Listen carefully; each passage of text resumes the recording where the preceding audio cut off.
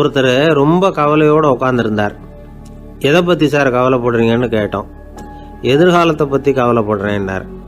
ஏன்னு கேட்டோம். என்ன பண்ணுறதுன்னே தெரியல சார், எதிர்காலம் ஒரே இருட்டாக இருக்குது, பாதையே புரியலன்னார். இன்னைக்கு நம்ம இளைஞர்கள் பல பேருக்கு எதிர்காலம் இருட்டாக தான் தெரியுது. அவங்கெல்லாம் இந்த கதையை கொஞ்சம் கேட்கணும். ஒரு மலை அடிவாரத்தில் ஒரு சின்ன கிராமம். அந்த மலை ரொம்ப உயரமானது. அடர்த்தியாக செடி கொடிகள் மரங்கள் அதில் மண்டி கிடக்குது. பகல் வேளையில் இருட்டாக தான் இருக்கும், அவ்வளோ அடர்த்தி. அந்த மலை உச்சியில் ஒரு கோவில். நாள் ராத்திரியே புறப்பட்டாதான் காலையில் அந்த கோவிலுக்கு போய் சேர முடியும். கிராமத்து இளைஞன் ஒருத்தன் அந்த மலை உச்சிக்கு போக வேண்டியிருந்தது. கையில் ஒரு விளக்கை எடுத்துக்கிட்டு நாள் ராத்திரியே புறப்பட்டான். புறப்பட்டு போனவன் கிராமத்து எல்லையிலேயே நின்றுட்டான். ஏன் தெரியுமா? அவன் கையில் இருந்த விளக்கோட வெளிச்சம் 10 அடி தூரத்துக்கு தான் தெரியுது. அது வரைக்கும் தான் பாதை தெளிவாக இருக்குது. அதுக்கு அப்பால எல்லாம் ஒரே இருட்டாக இருக்குது, பாதை புரியல. இவன் யோசனை பண்ணி பார்த்தான். மனசுக்குள்ள ஒரு சந்தேகம். 10 அடி தூரம் தானே வெளிச்சம் தெரியுது, அப்படின்னா நாம் 10 அடி தூரம் தானே போக முடியும். அதுக்கும் அந்தாண்ட ஒரே இருட்டாக இருக்குதே, அதில் எப்படி நாம் நடந்து போகிறது? நாம் ரொம்ப தூரம் நடந்து போய் ஆகணுமே. அப்படிப்பட்ட நினப்பெல்லாம் அவனுக்கு வந்துவிட்டது. இதுதான் அவன் மனசில் ஏற்பட்ட தயக்கம்.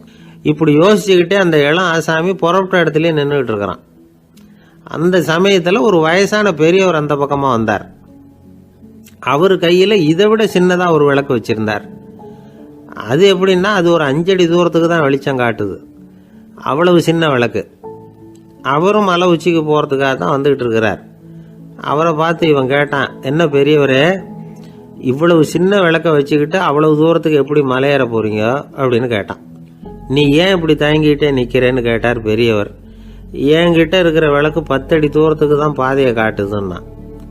இப்போ பெரியவர் சொன்னார், தம்பி, உன் கையில் இருக்கிற விளக்கு கொடுக்குற வெளிச்சத்தை வச்சு நீ முதல்ல 10 அடி தூரம் முன்னாடி போ. 10வது அடியில் போய் நின்றுக்கிட்டு பாரு, மறுபடியும் ஒரு 10 அடி தூரத்துக்கு பாதை தெரியும். இப்படி உன் கையில் இருக்கிற விளக்கு தொடர்ந்து வெளிச்சம் காட்டிக்கிட்டே இருக்கும். நீ முன்னேற முன்னேற அந்த வெளிச்சமும் முன்னேறும்.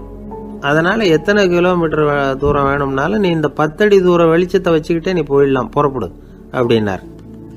இப்போ தான் அந்த பெரியவர் சொன்னது இளைஞனுக்கு பளிச்சுன்னு புரிஞ்சுதான். உடனே உற்சாகமாக புறப்பட்டான், உச்சிக்கு போய் சேர்ந்தான். இந்த கதையிலேருந்து நாம் புரிஞ்சிக்க வேண்டியது என்ன தெரியுமா? நீண்ட கால திட்டம் ஒன்று போடும் பொழுது நமக்கு முன்னாடி இருக்கிறத மறந்துட்டு மனசை போட்டு குழப்பிக்க கூடாது. உங்கள் கையில் என்ன இருக்கோ அதுலேயே உங்கள் எதிர்காலம் மறைஞ்சிருக்குது. கண் முன்னாடி தெரியறத வச்சு ஆரம்பிங்க, போக போக வழி தானா புலப்படும் அப்படிங்கிறார் ஒரு பெரியவர். பெரிய பயணங்களையெல்லாம் இப்படி தான் நடத்த வேண்டியிருக்கும். ஒவ்வொரு அடியாக எடுத்து வச்சா ஓடி போய் சேர்ந்து விடலாம். மலைச்சி போய் நின்றுட்டா நின்றுக்கிட்டே இருக்க வேண்டியது தான். நம்ம ஆள்லாம் ரொம்ப மோசமான இருக்கிறாங்க. ஒருத்தன் அப்படி தான் நீண்ட தூர பிரயாணம் ஒன்று புறப்பட்டான். ரயில் போய்கிட்டே இருந்தது. கொஞ்சம் தூரம் போச்சு, பாதி வழியில் கையில் வச்சுருந்த டிக்கெட்டை காற்றுல விட்டுட்டான். ஐயோ, என் டிக்கெட்டு போயிட்டுதே அப்படின்னு கத்த ஆரம்பிச்சுட்டான். பக்கத்தில் இருந்த பெரியவர் அவனை பார்த்து பரிதாபப்பட்டு, கவலைப்படாத தம்பி, போனா போகுது, வேற டிக்கெட் வாங்கிக்கலாம் அப்படின்னு ஆறுதல் சொன்னார். அதுக்கு அவன் சொல்கிறான், சார், நான் அதுக்காக அழலை, அந்த டிக்கெட்டு கிடைச்சா தானே நான் எந்த ஊருக்கு போகணுங்கிறது எனக்கு தெரியும் அப்படிங்கிறான். ஒரு தெருவில் சில சிறுவர்கள் விளையாடிக்கிட்டு இருந்தாங்க. ஏதோ ஒரு உயரமான கல்லை நடுத்தெருவில் வச்சு அதை சுற்றி சுற்றி ஓடி வந்துக்கிட்டு இருக்கிறாங்க. அது என்ன விளையாட்டோ அவங்களுக்கு தான் தெரியும். கொஞ்ச நேரம் அப்படி விளையாடிக்கிட்டு இருந்தவங்க விளையாடி முடிச்சதும் அந்த கல்லை நடுத்தெருவில் அப்படியே விட்டுட்டு அவங்கவுங்க வீட்டுக்கு ஓடி போட்டாங்க. அதுக்கப்புறம் அந்த வழியாக 2 பெண்கள் பேசிக்கிட்டே வந்தாங்க. பேச்சு சுவாரஸ்யத்தில் நடுத்தெருவில் இருந்த அந்த கல்லை கவனிக்கலை. காலில் இடிச்சுட்டுது, லேசாக ரத்தம் வந்துட்டுது, வலி தாங்கலை. காலில் இடிச்சுக்கிட்ட பொண்ணு திட்ட ஆரம்பிச்சுட்டுது. வர வர ஊர் உலகம் ரொம்ப கெட்டு போச்சு, யாருக்கும் பொறுப்பே கிடையாது பாரு, இப்படி நடுத்தருவில் பொறுப்பு இல்லாமல் இப்படி கல்லை போட்டு வச்சுருக்கிறாங்களே, இது நியாயமா அப்படின்னு சொல்லி இந்த சமூகத்தை கடுமையாக விமர்சனம் பண்ணிக்கிட்டு அவங்க போயிட்டாங்க. கொஞ்ச நேரம் கழித்து ஒரு வாலிபன் அந்த வழியாக வந்தான். அந்த கல்லை பார்த்தான், நின்னான், ஒரு நிமிஷம் யோசனை பண்ணான், என்ன பண்ணலாம்னு பார்த்தான். தன்னுடைய வீரத்தையும் பலத்தையும் காட்டணும்னு நினச்சான். பின்னாடி போனான். அப்புறம் வேகமாக ஓடி வந்து ஒரு சின்ன ஹை ஜம்ப் அப்படியே துள்ளி குதிச்சான். துள்ளி குதித்து தாண்டி அந்த பக்கமாக போய் விழுந்தான். அப்படியே விசில் அடிச்சுக்கிட்டு அவன் பாட்டுக்கு நடந்து போகிறான். அடுத்தபடியாக ஒரு காதல் ஜோடி அந்த வழியாக வந்தது. நடுத்தெருவில் கல் கண்ணில் பட்டது. அவங்க 2 பேரும் ரொம்ப நெருக்கமாக சேர்ந்து வந்துக்கிட்டு இருக்கிறாங்க. நடுவில் கல் இருக்கிறதுனால கொஞ்ச நேரம் 2 பேரும் விலகி மறுபடியும் இந்த பக்கம் வந்து சேர்ந்து போகணும். கொஞ்ச நேரம் நாம் பிரிய வேண்டி இருக்குதே அப்படின்னு வருத்தத்தோட முணுமுணுத்துக்கிட்டே இந்த பக்கம் வந்தாங்க. அதுக்கப்புறம் வழக்கம் போல் சேர்ந்து அவங்க பாட்டுக்கு எதிர்காலத்தை பற்றி கற்பனை பண்ணிக்கிட்டே போயிட்டாங்க. கடைசியாக அந்த வழியாக பார்வை இல்லாத ஒருத்தர் வந்துக்கிட்டு இருக்கார். அவர் கையில் வழக்கமாக வச்சிருக்கிற அந்த ஊன்றுகோல், கையில் இருக்கிற அந்த ஊன்றுகோலால் தனக்கு முன்னாடி அப்படியே தட்டிக்கிட்டு பார்த்துக்கிட்டே அவர் மெதுவாக நடந்து வந்துக்கிட்டு இருக்கிறார். வழியில் இருக்கிற அந்த கல் தட்டுப்பட்டுது. உடனே நடுத்தெருவில் ஒரு கல் இருக்குங்கிறத அவர் புரிஞ்சுக்கிட்டார். உடனே குனிஞ்சார், அந்த கல்லை தடவி பார்த்து எடுத்தார், தெரு ஓரமாக கொண்டுட்டு போய் போட்டார். அதுக்கப்புறம் அவர் பாட்டுக்கு அவர் வழியில் நடந்து போனார். இப்போது இதில் பல பேர் வந்தாங்க போனாங்க. இவங்களில் பார்வை உள்ளவங்க யார், பார்வை இல்லாதவங்க யார்? இப்படி ஒரு கேள்வி கேட்டால் என்ன பதில் சொல்ல முடியும்? கொஞ்சம் யோசிச்சு பார்த்தா இன்னைக்கு பல பேர் இப்படி தான் இருந்துகிட்டு இருக்கிறோம். ஒரு ஆள் பார்க்கறதுக்கு பெரிய மனுஷன் மாதிரி இருக்கார். ஒரு தெரு வழியாக நடந்து வந்துகிட்டு இருந்தார். இருட்டு நேரம். வழியில் ஒரு பெரிய கல் கிடந்தது, கருங்கல். பார்த்தார், கொஞ்ச நேரம் யோசிச்சார். போய் தூக்கி பார்த்தா ரொம்ப கனமாக இருந்தது. இன்னொரு ஆள் சேர்ந்தாதான் தூக்க முடியும். இவர் உடனே ரோட்டோரமாக போய் ஒரு மரத்தடியில் உட்காந்துக்கிட்டார். 2 பக்கமும் பார்த்துக்கிட்டே இருக்கார், யாராவது வர்றாங்களான்னு. கொஞ்ச நேரத்தில் ஒருத்தர் வந்தார், இவருக்கு தெரிஞ்சவர். என்னங்க இந்த நேரத்தில் இங்கே உட்காந்துருக்குறீங்கன்னு கேட்டார் அவர். அதோ அந்த கருங்கல் அப்படின்னு சுட்டி காட்டினார். ஓ, அதை தூக்கி ஓரமாக போடணுமா? வாங்க 2 பேரும் தூக்கலான்னார் வந்தவர். நான் அதுக்காக உட்காந்துருக்கலன்னார் இவர். பின்ன வேற எதுக்காகன்னார் அவர். ஒரு மனுஷன் கருங்கல்லில் காலை இடிச்சுக்கிட்டான்னா எப்படி துள்ளுவான்னு பார்க்கணுங்கிறது எனக்கு ரொம்ப நாளாக ஒரு ஆசை. அதுக்காக தான் உட்காந்துருக்கிறேன் அப்படின்னாராம். ஒரு நாள் ஒரு தகப்பனார் தன்னுடைய பிள்ளைய அழைச்சிட்டு வந்தார். சார், இவன் சரியாக படிக்க மாட்டேங்கிறான், பெரியவங்களை மதிக்க மாட்டேங்கிறான். நீங்கள் கொஞ்ச நாள் இவனுக்கு குருவாக இருந்து நல்ல விஷயங்களை சொல்லி கொடுத்தா தேவையில்லைன்னார். பெரியவங்களையே மதிக்காதவன் எப்படி என்ன மதிக்க போகிறான் அப்படிங்கிறது நமக்கு யோசனை வரும் இல்லையா? வேணாங்க, என்னை விட்டுருங்க அப்படின்னோம். அவர் விட மாட்டேன்னு விட்டார். இல்லைன்னா அவரே சிஷ்யன் ஆகிடுவார் போல இருந்தது. சரி, வேறு வழி இல்லாமல் அந்த பையனையே என்னுடைய சீடை நான் ஏற்றுக்கிட்டு உபதேசமெல்லாம் பண்ண ஆரம்பித்தோம். அதாவது குரு பக்தின்னா அது எப்படி இருக்கணுங்கிறத பற்றி சொல்லி கொடுத்தோம் அவனுக்கு. சதமகர் அப்படின்னு ஒரு குரு இருந்தார். அவருக்கு ஒரு சீடர். அவன் பேர் துளசி சைதன்யன். நைஷ்டிக பிரம்மச்சாரி. தன்னுடைய குருவுக்கு எந்த நேரத்தில் எது தேவைங்கிறத புரிஞ்சுக்கிட்டு சேவை செய்கிறவன். ஆனால் இவனை பற்றி மற்ற சீடர்களுக்கு பொறாமை வந்துட்டுது. இவன் மட்டும் இப்படி இருக்கானேன்னு உடனே குரு கிட்ட போய் கோல் மூட்டினாங்க. அவன் சரியில்லை, அவன் நடந்துக்கிறது சரியில்லை, அப்படி இப்படின்னு எதையாவது சொல்லி. இருந்தாலும் இதையெல்லாம் அந்த குரு நம்பலை. அவருக்கு தெரியும் யார் யார் எப்படின்னு. துளசி சைதன்யன் பெருமையை மற்ற சீடர்களுக்கு உணர்த்தணும் அப்படின்னு நினைச்சார். அதுக்கு ஒரு வழி பண்ணார். ஒரு நாள் சீடர்களை எல்லாம் கூப்பிட்டுக்கிட்டு ஒரு காட்டு வழியாக போய்கிட்டு இருந்தார். அங்கே ஒரு பெரிய மலை அருவி கொட்டிக்கிட்டு இருந்தது. குரு சீடர்கள் பக்கம் திரும்பினார். இந்த மலையின் மேலே இருந்து அந்த படுபாதாளத்தில் குதிக்கிறதுக்கு உங்களில் யார் தயார் அப்படின்னு கேட்டார். ஒரு சீடனும் வாயை திறக்கலை, ஒதுங்கி நின்றுக்கிட்டாங்க. பின்னாடி மூட்டை முடிச்சோடு வந்துக்கிட்டு இருந்தான் துளசி சைதன்யன். அவனை பார்த்தார். தபாருப்பா, நீ மேலே இருந்து அந்த அருவியில் குதி அப்படின்னார். அப்படியே செய்கிறேன் சுவாமின்னா ஓடி போய் பொத்துன்னு குதிச்சுட்டான். அடுத்த கணமே குருநாதர் தன்னுடைய யோக சக்தியால் பறந்து போய் அவன் கீழே விழுந்துடாமல் தாங்கி பிடிச்சி கொண்டுகிட்டு வந்துட்டார். மற்ற சீடர்களுக்கெல்லாம் ஒரு மாதிரி ஆயிட்டுது. அடுத்தபடியாக என்ன பண்ணலாம்னு யோசிச்சாங்க இவனை மாட்டி விடுறதுக்கு. ஒரு நாள் வெத்தலை அடிக்கிற ஒரு சின்ன உரலையும் உலக்கையையும் எடுத்து ஒளிய வச்சுட்டாங்க. சதமகர் சன்னியாசி இல்லை, அவர் வெத்தலை போடுவார். பல்லு சரியில்லை, அதனால் இடித்து தான் வெத்தலையை போடணும். திடீர்னு வெத்தலை பாக்கு கேட்டார். வழக்கமாக உரலில் இடித்து தர்றது தான் துளசியின் பழக்கம். உரலை தேடினா கிடைக்கல, என்ன பண்ணுறது? குரு கேட்டுவிட்டாரே, குரு சேவை தானே முக்கியம். என்ன பண்ணால் வெத்தலை பாக்க தன்னுடைய வாயில் போட்டு முன்னும் அதை எடுத்து அவர்கிட்ட கொடுத்துட்டான். குரு எதையோ படிச்சுக்கிட்டே அதை வாங்கி வாயில் போட்டுக்கிட்டார். துளசி இன்னைக்கு தாம்பூலம் நல்லா இடிக்கப்பட்டிருக்கு, ருசியாக வேற இருக்குது, அதை இடித்த பாத்திரத்தை என் கண்ணால் பார்க்கணும்னு ஆசையாக இருக்குன்னு விட்டார். அதை மட்டும் அனுப்பி போய் நீ வர வேண்டான்னு வேற சொல்லிவிட்டார். இதை கேட்டதும் துளசி தவிச்சு போயிட்டான். இவன் போகாமல் எப்படி வாயை மட்டும் அனுப்பி வைக்க முடியும்?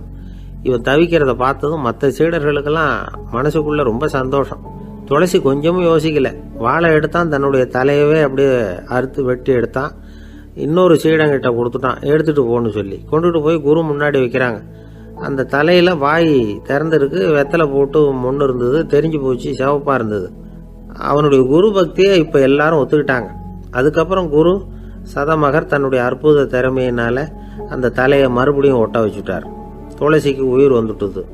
இப்படி ஒரு பெரிய கதை உண்டு. அதாவது துளசி சைதன்யன் அவனுடைய குரு பக்தி எப்படி அப்படின்னு கேட்டோம். ரொம்ப அபாரம் அப்படின்னு அந்த பையன் அடக்கமா, சும்மா விளையாட்டுக்காக தான் அப்படி அவங்ககிட்ட கேட்டோம். ஏன்பா உன்னுடைய குரு பக்தியை என்கிட்ட காட்டுறதுக்கு உன்னோட கழுத்தை நீயே அறுக்கணும்னு நான் சொன்னா அதை நீ செய்வியா அப்படின்னு கேட்டோம். என்னுடைய கழுத்தை நானே அறுக்க வேண்டிய அவசியம் இல்லை சார் அப்படின்னா அவன். ஏண்டான்னு, அதே காரியத்தை தான் இனிமே நீங்க தினமும் செய்ய போறீங்களே சார் அப்படிங்கிறான். ஆசைப்படுறதுல தப்பு இல்லை, ஆனா அந்த ஆசை தேவைக்கு தகுந்த மாதிரி இருக்கணும். தேவைக்கு மீறிய ஆசைகள் இருக்கு பாருங்க, அது தேவையில்லை. இந்த கருத்தை வலியுறுத்தது மாதிரி ஒரு கதை உண்டு. தேவேந்திரனுக்கு திடீர்னு வீடு கட்டணும்னு ஒரு ஆசை வந்துதான். வீடுன்னா நாம கட்டுற மாதிரி இல்லை. தேவேந்திரன் வீடுன்னா சும்மாவா, ஒரு பிரம்மாண்டமான அரண்மனை கட்டணும். அது மாதிரி இந்த 3 லோகத்திலையும் ஒரு அரண்மனை கிடையாது அப்படின்னு எல்லாரும் சொல்லணும். இது அவனோட ஆசை. உடனே தேவ தச்சரான விஸ்வகர்மாவை கூப்பிட்டான், உத்தரவு போட்டான். விஸ்வகர்மா தன்னுடைய உதவியாளர்களை எல்லாம் கூப்பிட்டு ஒன்னா சேர்த்துக்கிட்டார். படாத பாடுபட்டு ஒரு பெரிய அரண்மனையை கட்டி முடிச்சார். கட்டி முடிக்க 1000 வருஷம் ஆச்சு. தேவேந்திரன் பார்க்கறான். அவனுக்கு திருப்தி ஏற்படலை. என்னுடைய அந்தஸ்துக்கு இது ரொம்ப சாதாரணமான கட்டிடம், இதை விட இன்னும் பெருசா கட்டு அப்படின்னா. தேவ தச்சர் திணறி போயிட்டார். அவரால் அதுக்கு மேலே எதுவும் செய்ய முடியல. என்ன பண்ணுறதுன்னு யோசனை பண்ணார். நேராக நாரதர் காலில் போய் விழுந்தார். நீங்கள் தான் என்னை இந்த பிரச்சனையிலேருந்து காப்பாற்றணும்னார். நாரதர் யோசனை பண்ணார். சரி கவலைப்படாதேன்னார். நேராக இந்திரன்கிட்ட போனார். இந்திரன் நாரதரை பார்த்த உடனே வாங்கன்னு கூட்டிகிட்டு போய் அரண்மனையை காட்டினான். இது மாதிரி ஒரு அரண்மனையை நீங்கள் வேற எங்கேயாவது பார்த்துருக்குறீங்களா அப்படின்னு ரொம்ப பெருமையாக கேட்டான். நான் பார்த்ததில்லை, ஆனால் என்னை விட வயசில் மூத்தவர் மகரிஷி லோமேசர், அவர் ஒரு வேளை பார்த்துருக்கிறாரா என்னமோ அப்படின்னார். உடனே அவரை மனசில் நினச்சி தியானம் பண்ணினார். அடுத்த கணம் லோமேசர் அங்கே வந்தார். இடையில ஒரு சின்ன துண்டு, கையில் ஒரு கமண்டலம், தலையில் ஒரு பாய், அவ்வளவுதான் அவர்கிட்ட இருந்தது. எதுக்காக தலையில் இந்த பாய் அப்படின்னு கேட்டான் இந்திரன். என்ன மாதிரி அற்ப ஆயுள் உள்ள ஒரு ஜீவன் தனியாக வீடு கட்டிக்கிட்டு திண்டாடணுமா? இந்த பாய் தான் ஒரு வீடு மாதிரி எனக்கு நிழல் கொடுக்குது அப்படின்னார் அவர். என்னது, உங்களுக்கு அவ்வளவு கொஞ்சமான ஆயுளா அப்படின்னு ஆச்சரியத்தோடு கேட்டான் இந்திரன். ஆமாம், இதை பாரு, என்னுடைய மார்பில் ஒரு பொற்காசு அளவுக்கு ரோமம் உதிர்ந்துட்டுது. எப்போ என் உடம்புல உள்ள எல்லா ரோமமும் உதிர்ந்துருமோ அப்போ என்னுடைய ஆயுள் முடியும் அப்படின்னார். எப்போ அந்த ரோமங்கள் பூரா உதிரும்னு கேட்டான் இவன். ஒரு பிரம்மா மறைஞ்சதும் ஒரு ரோமம் உதிரும். என் உடம்புல உள்ள ரோமங்களின் எண்ணிக்கை எவ்வளவோ அவ்வளவு பிரம்மாக்கள் தோன்றி அவங்க ஆயுள் முடியும் பொழுது என் உடம்புல உள்ள ரோமங்கள் பூரா உதிரும் அப்படின்னார். அப்படின்னா ஒரு பிரம்மாவோட ஆயுள் எவ்வளவு காலம்னு கேட்டான். ஒரு பிரம்மாவுக்கு 100 தேவ வருஷம். ஒவ்வொரு தேவ வருஷத்துக்கும் 365 தேவ நாள். ஒவ்வொரு தேவ நாள்லையும் ஒன்ன மாதிரி 14 இந்திரர்கள் தோன்றி மறைகிறாங்க அப்படின்னு மகரிஷி லோமேசர் சொல்றார். இதை கேட்டதும் இந்திரன் ஆடி போயிட்டான். அவ்வளவு ஆயுள் உள்ள இவரே அற்ப ஆயுள்னு சொல்றார். நான் என்னுடைய ஆயுளை பெருசா நினைச்சுக்கிட்டு பிரம்மாண்டமான அரண்மனை கட்டணும்னு ஆசைப்படுறேனே அப்படின்னு நினைச்சான். எனக்கு வீடு கட்டின வரைக்கும் போதும்னுட்டான். அதனால நாமெல்லாம் நம்முடைய தேவைக்கு தகுந்த மாதிரி ஆசைப்படுறது தான் நியாயம். ஆனால் அப்படியே நடந்துக்கிறோம். மனுஷன் கடவுளையே ஏமாற்றி காசு வாங்கிறதுக்குள்ள ஆசைப்படுறான். ஒருத்தன் கடவுளை நினைச்சு தவம் இருந்தான். கடவுள் நேரில் வந்தார். தேவலோகத்தில் ரூபாய்க்கெல்லாம் என்ன மதிப்புன்னு கேட்டான். அங்கெல்லாம் ரூபாய்ங்கிறது உங்கள் பணத்தில் 1 கோடி ரூபாய்க்கு சமம். அதாவது தேவலோகத்தில் 1 ரூபான்னா இங்கே 1 கோடி ரூபா. அது மாதிரி எங்களுக்கு ஒரு நாளுங்கிறது உங்கள் கணக்கில் 1 கோடி வருஷத்துக்கு சமம் அப்படின்னார் கடவுள். அப்படின்னா எனக்கு நீங்கள் அதிகமாக எதுவும் தர வேணாம், உங்கள் கணக்குப்படி ஒரே 1 ரூபா கொடுங்க, அது போதும்னா இவன் ரொம்ப சாமர்த்தியமாக. கடவுள் யோசனை பண்ணார். அது ஒன்றும் கஷ்டம் இல்லை, 1 ரூபா தானே கேட்குற, கொடுத்துட்றேன். ஆனால் இப்போ வரும்பொழுது நான் எடுத்துக்கிட்டு வரல, எங்கள் கணக்குப்படியே 1 நாள் பொறுத்துக்க பணத்தோடு வந்துடுறேன் அப்படின்னு சொல்லிவிட்டு பறந்து போயிட்டார். இயேசுநாதர்கிட்ட ஒருத்தர் கேட்டாராம், இயேசுவே என்னை எவ்வளவு நேசிக்கிறீர்கள் அப்படின்னு. அவர் தன்னுடைய 2 கைகளையும் அகல விரித்து இவ்வளவு என்று சொல்லி சிலுவையில் உயிர் நீத்தார் அப்படின்னு சொல்லுவாங்க. அதாவது அந்த நேசிப்புக்கு எல்லை கிடையாது, அதே போல மன்னிப்புக்கும் எல்லை கிடையாது. இது இயேசுநாதர் சொல்லி கொடுத்த ஒரு பாடம். இயேசுனுடைய சீடர்களில் ஒருத்தன் பீட்டர், அவன் ஒரு நாள் இயேசுநாதர்கிட்ட கேட்டிருக்கான், இயேசுவே, நான் என்னுடைய தம்பி கிட்ட அடிக்கடி சண்டை போட்டுக்கிட்டு இருக்கிறேன், என்னுடைய சகோதரன் கூட. அவனை நான் எத்தனை தடவை மன்னிக்கிறது? ஏற்கனவே 7 தடவை அவனை மன்னிச்சுட்டேன் அப்படின்னு சொல்லியிருக்கிறான். அப்போ இயேசு சொன்னாராம், மன்னிக்கிறதுக்கு எத்தனை தடவைங்கிற கணக்கெல்லாம் கிடையாது. எத்தனை தடவை உன்னுடைய சகோதரன் உன்னை கோபப்படுத்துகிறானோ அத்தனை தடவை நீ மன்னிக்கிறதுக்கும் தயாராக இருக்கணும். அதுதான் அப்படின்னு சொன்னாராம். அப்போ இவனுக்கு ஒன்றும் புரியல. இது என்ன, அவன் தப்பு பண்ணிக்கிட்டே இருப்பான், நாம் மன்னிச்சுக்கிட்டே இருக்கிறதா அப்படிங்கிறது மாதிரி குழப்பமாக இருந்திருக்கிறான். அப்போ இயேசுநாதர் தன்னுடைய சீடன் பீட்டர்கிட்ட ஒரு கதை சொன்னாராம். அந்த கதை இன்றைக்கு நாம் எல்லாரும் சிந்தித்து பார்க்க வேண்டிய ஒரு கதை. அதாவது மன்னிப்பை விரும்புகிறவர்கள் மன்னிக்கவும் தயாராக இருக்க வேண்டும் அப்படிங்கிறது தான் அந்த கதையினுடைய தத்துவம். அந்த இயேசுநாதர் சொன்ன கதை என்னன்னா, ஒரு மன்னர் இருந்தார். அவர் ஒரு நாள் அரண்மனையில் உட்காந்து கணக்கு வழக்குகள்லாம் பார்த்துக்கிட்டு இருந்தார். நம்ம அரண்மனையிலேருந்து யார் யார் அரசாங்க கடன் வாங்கியிருக்கிறாங்க, யார் யார் திருப்பி செலுத்தியிருக்கிறாங்க அப்படிங்கிற விவரத்தையெல்லாம் பார்த்துக்கிட்டு இருந்தார். அப்போ தான் புரிஞ்சுது, அந்த அரண்மனையில் வேலை செய்கிற ஒருத்தனே அரசாங்க கடன் வாங்கியிருக்கிறான். எவ்வளவு? 10,000 பொற்காசுகள் வாங்கியிருக்கான் கடன். இந்த 10,000 பொற்காசுகளை திருப்பி செலுத்தலை அரசாங்கத்துக்கு. இது மன்னர் கவனத்துக்கு வந்தது. உடனே நம்ம அரண்மனையில் இருக்கிறவனே அரசு கடன் வாங்கி திருப்பி செலுத்தாமல் இருக்கான், அவனை கூப்பிட்டு வாங்கன்னு சொல்லி கூப்பிட்டுட்டு வந்தாங்களாம். விசாரிச்சிருக்கிறாங்க, என்னப்பா நீ எவ்வளவு ஒன்று? ஆமாங்க, 10,000 பொற்காசுகள் வாங்கியிருக்கிறேன், இன்னும் திருப்பி கட்டலைன்றிருக்கான். உடனே அவர் மன்னர் சொல்லியிருக்கிறார், நம்ம சட்டத்திட்டப்படி நீ உடனே பணத்தை திருப்பி கட்டிடு. அப்படி உன்னால் கட்ட முடியலன்னா உன்னுடைய வீடு வாசல் சொத்து சுகம் எல்லாத்தையும் விற்று அந்த பணத்தை அரசு கருவூலத்தில் சேர்த்துக்கிறதுக்கு நானே ஏற்பாடு பண்ணிடுறேன் அப்படின்னு அந்த மன்னர் சொன்னாராம். இவன் அப்படியே அதிர்ச்சி ஆகிட்டான். அப்படியே பொத்துன்னு காலில் விழுந்தானா, மன்னா என்னை மன்னிச்சுங்க, என்னால் முடியல, எனக்கு மன்னிப்பு கொடுங்க அப்படின்ட்டுருக்கான். உடனே அவர் எழுந்திரிச்சு, சரி நீ மன்னிப்பு கேட்டுவிட்டேன், அதனால் உன்னை மன்னிக்கிறேன், நீ பணம் கட்ட வேண்டாம் அப்படின்னு சொல்லி அந்த மன்னர் அவனை விட்டுட்டாராம். பணத்தையும் தள்ளுபடி போட்டார், நீ திருப்பி கட்ட வேண்டான்னு. இவனுக்கு ரொம்ப மகிழ்ச்சி. அதனால் ரொம்ப உல்லாசமாக வந்துகிட்டு இருக்கிறான். தெருவில் வந்துக்கிட்டு இருக்கிறப்ப இவங்கிட்ட கடன் வாங்கின ஒருத்தன் எதுக்கு வந்துக்கிட்டு இருக்கான்.